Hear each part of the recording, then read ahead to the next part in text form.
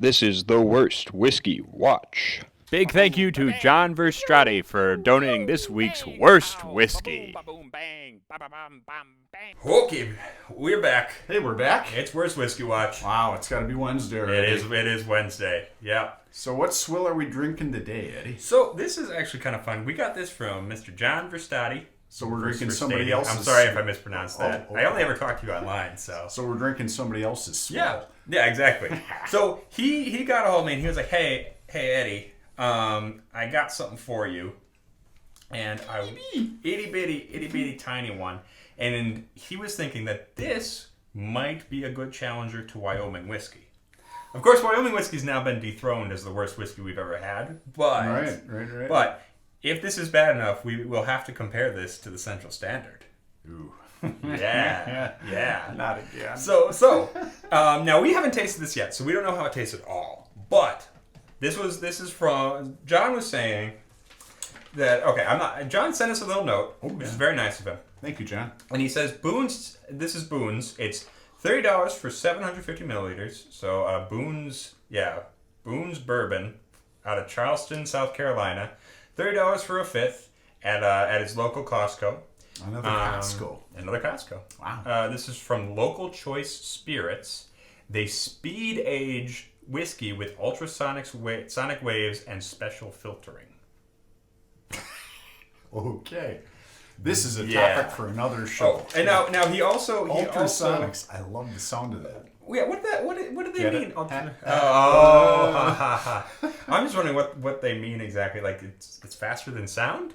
That's what that means, right? Well, whatever. But yeah, so he also gave us the molecules. Yeah.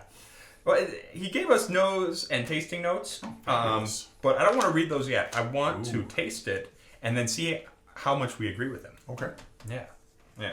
So let's get to the point. So we know, like, the ultrasonic whatever who's the Witsit was kind of similar to the Blackened, right? Where they use the songs. they blasted their stuff with music. Metallica music. Yeah, all day long, all night long. But I feel like that was more of a marketing gimmick. Oh yeah. And it wasn't. I had already started with pretty decent whiskey to begin with. Yeah.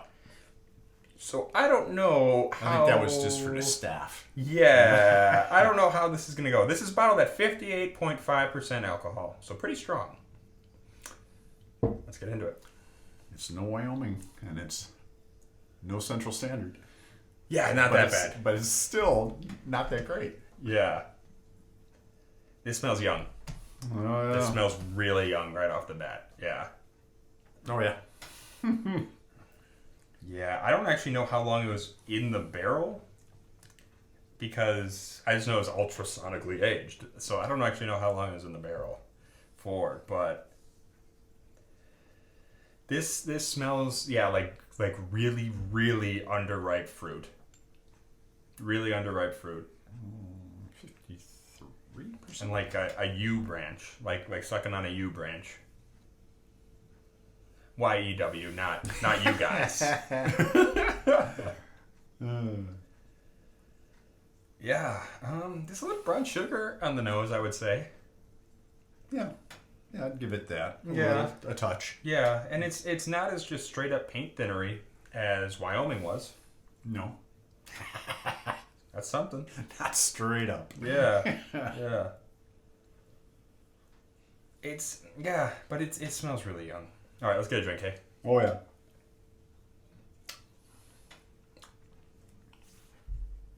Oh, wow. Yeah. I'm going to venture to say that is really young. Yeah. Oh yeah, that is way underaged. Yeah. Man, the front end is just straight up green sap, green tree sap. Banana? I don't know. Not even banana exactly. You could stretch that, I suppose. Banana peel. And okay, I will say this: it does have a little bit of that paint thinnery, that weird rotten fruit paint thinner thing that we found with Wyoming. A little bit. A little bit. Not as bad as Wyoming. Not as bad as Wyoming private stock, which we'll put a link to up here.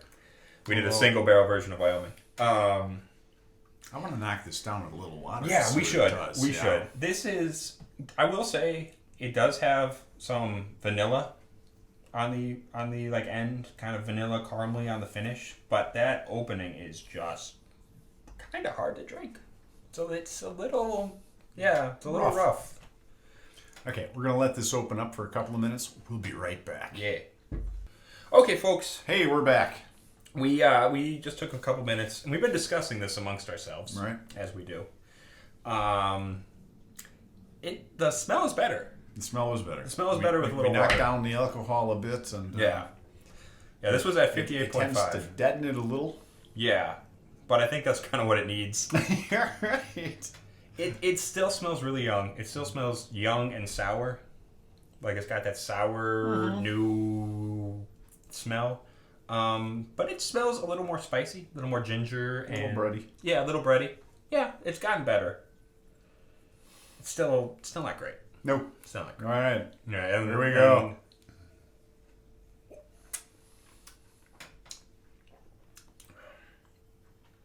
Okay, that's not great. No. I think with water the taste has kind of gotten a little sweeter. Doesn't taste so much like rotten fruit and arsenic anymore. More like gym socks now. Yeah.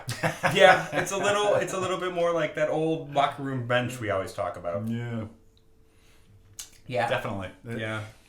This has got hints of Central Standard and hints of. I would agree with that. I would agree because it's funky. It reminds me of a lot. Right now, there's a lot of craft distilleries trying to make bourbon, and they don't have that much time to age it. Right. And they're trying to push it out pretty quickly. Right. And you just can't do it with bourbon. Right. You gotta give it a few years because corn does not like to just be pushed in the barrel and pulled out. Yeah, corn needs some time to sit there and get some wood flavor. What actually happens inside the barrel? Do you know? Well, okay, so like when this episode might go long. Yeah, we push corn in there. It's got a substantial amount of alcohol. It engages with the wood. Right. So basically, what you're doing is with a charred barrel, right? Yep. When you char the inside of a barrel, you're caramelizing all the wood sugars on the inside of the barrel. And you're taking there's these things called vanillins in wood, right? And you're exposing the vanillins. So that's where vanilla flavor comes from. So a couple of things are happening. When it's cold out, the whiskey contracts, right? Mm-hmm. And then when it gets hot, the whiskey gets pushed into the barrel. And then it gets cold and it contracts and it gets hot and it gets pushed into the barrel. It pulls that flavor out of the wood. It pulls the flavor out of the wood. So it pulls out the caramels, it pulls out the vanillins. It also, the cool thing is with the longer you leave it in there, the more it filters because the inside of the barrel is charcoal. It's a very good filter. So you're filtering out some of the stuff you don't want, some of that sulfury stuff, some of that kind of funky, weird stuff. And I think that's the problem with corn is that right off the still, it's got a lot of corn sweetness. Right. It also got a lot of weird, just funky stuff that got left over from the fermentation. Sure. So I think it needs more time. Corn definitely needs more time than rye. No doubt about that. A young rye will beat up a young bourbon hands down. Sure. As we found out. That's my opinion, but yeah. So and then like there's also it's a little more complicated than I'm making it out to be because there's also a process of micro-oxidation where the flavor is changing because you're exposing it to air. Ultrasonics, micro-oxidation. I love this. Mr. Peabody, tell me more. Right. I don't know nothing about ultrasonics, man. And that is a whole other thing. They must have flown an F5 in here or something. Shaking the barrels. Yeah, right. All right, so this is not something I would go out and buy. No. I mean, not even for $30. No. I mean, even if you're looking to make something with Coke let's see what we have on our notes. Let's see what Mr. John thought. Yeah. Nose, like biting into a raw green banana in a musty basement. If you can fight through that, there is basic corn sweetness, a hint of brown sugar. Yep. That sounds about right. About right, yeah. Taste, basic bourbon, so thin and weak for the proof, so uninspiring. Finish, alcohol tingle, green, young wood. Yep. Yeah. Man, John, you nailed it. Yeah, I would take it even a little farther, though, because that finish did come off really, that was rougher than just young. That was, I don't know. Learned a lot today. It's been exciting. Yeah. And so stay tuned for our Friday episode. That's going to be a very special episode. So, kind of. Yeah. Yeah. And remember to like, comment, and subscribe. Find us on Facebook and Twitter at The Rock Gut Review. And watch us again and again and again. Over and over. Just have us on in the background, whatever you're doing. Just keep it running. All right. Everybody, it's been great. We'll see you again. Okay. And until next time, stay rotten. There we go.